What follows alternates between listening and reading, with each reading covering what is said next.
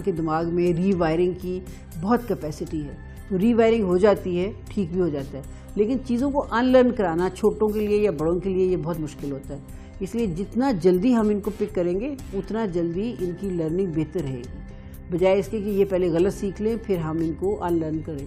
وہ ایک اور بہت مشکل ایجوکیشن کا پروسیس ہے جس میں پھر ایک کوشچن بھی ہے, ڈانٹ ڈپٹ بھی ہے اور بہت سارے مسئلے ہیں, عادت بھی بن جاتی ہے. اس کے علاوہ ایک اور مسئلہ ہے کہ ان کا جو اب دیکھیں کچھ لوگ رائٹ ہینڈڈ ہوتے ہیں, کچھ لیفٹ ہینڈڈ ہوتے ہیں.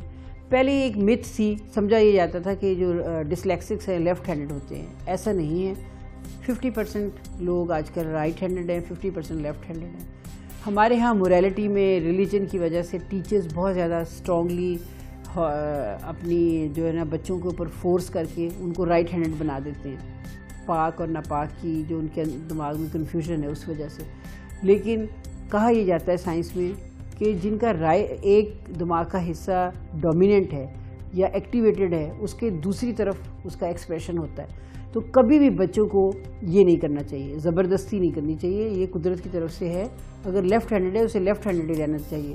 خود میرا یہ حال ہے کہ میں بھی لیفٹ ہینڈڈ تھی, تو میرے ٹیچر نے اتنا پکڑ کے پینسل پھنسا کے میری انگلیوں میں مجھے رائٹ ہینڈڈ کر دیا. اب میں کچھ کام لیفٹ ہینڈ سے کرتی ہوں, کچھ رائٹ سے کرتی ہوں. ڈسلیکسک بچے بھی اسی طرح ہوتے ہیں. ان کی جو رائٹ لیفٹ ڈائریکشنلٹی ہے وہ کنفیوزڈ ہوتی ہے. اس کنفیوژن کی وجہ سے وہ ان کو یاد نہیں رہتا کہ اچھا یہ میرا لکھنے کا ہاتھ ہے, یہ میرا سپورٹس کا ہاتھ ہے, اچھا یہ میرا پینٹنگ کا ہاتھ ہے. وہ ان کی وجہ اور ہے. ان کی وجہ یہ ہے کہ ان کے برین میں ڈفرینس ہے, رائٹ اور لیفٹ کا ڈفرینس ہے. تو رائٹ اور لیفٹ ان کو بہت دیر تک کنفیوز رکھتا ہے. بعض دفعہ 6 سال کی عمر میں بھی بچہ رائٹ اور لیفٹ کی فرق نہیں کر سکتا. کچھ کام وہ رائٹ سے کرتا ہے, کچھ لیفٹ سے کرتا ہے. تو رائٹ لیفٹ کنفیوژن بھی ان کی زندگی میں ساتھ ساتھ چلتی ہے. اسی طرح ان کی اسپیلنگس ہیں. اسپیلنگز میں بھی چونکہ یہ واولز اور پرپوزیشنز جو چھوٹے چھوٹے لفظ ہیں وہ مس ہو جاتے ہیں. مثلا آپ دیکھیں ایک لفظ ہے بیکنگ. اب انہوں نے آپ نے ایک لفظ بلیک بورڈ پہ لکھا ہے بیک. انہوں نے ایک امیج بنایا ہے, بی کا امیج بنایا ہے, اے کا, کھے کا, ای کا بنایا ہے. بیک انہوں نے یاد کیا. اب ٹیچر نے آگے ای ڈی لگا دیا. اچھا دس از اندر ورڈ. یہ کیا مصیبت ہے, یہ ایک دوسرا لفظ ہے بیکڈ. پھر ان کے دماغ میں اس کا امیج بننا ہے جو بعض دفعہ نہیں بن پاتا, یا آئی این جی آگے لگا دیا بیکنگ.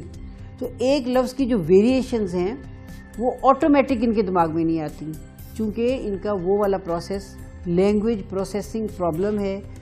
لفظ کو سن کے ڈی کوڈ کرنا, آڈیٹری میموری میں اس کو ریٹین کرنا, پھر اس کو ویژولائز کر کے اس کو ڈی کوڈ کر کے کاغذ پہ اتارنا, یہ والی صلاحیت کی نہ ہونے کی وجہ سے ان کو وہ پھر ان لفظوں کو اینڈ اور شروع کا چھوڑ جاتے ہیں. مثلا بیکڈ کو بھی وہ بیک ہی لکھیں گے, بیکنگ کو بھی بیک ہی لکھیں گے. تو آخری لفظ ان کو لگے گا کہ یہ کافی ہے, اتنا ہم نے کر لیا, یہی کافی ہے. تو اس لیے ان کی جب آپ ٹیسٹ لیتے ہیں, جب ان کا ایگزام لیتے ہیں یا ان کو کوئی اسائنمنٹ دیتے ہیں, تو ایک تو ان کو زیادہ ٹائم دیں, دوسرا ان چیزوں کی ان کو فیسلٹی دیں. بہت سارے اب کمپیوٹر بیسڈ پروگرامز ہیں, وہ میں بعد میں بتاؤں گی, جس سے یہ ہیلپ لے سکتے ہیں. You'll learn the shape of letters and words by sound, touch, sight, color, over and over again. Use your reference hand.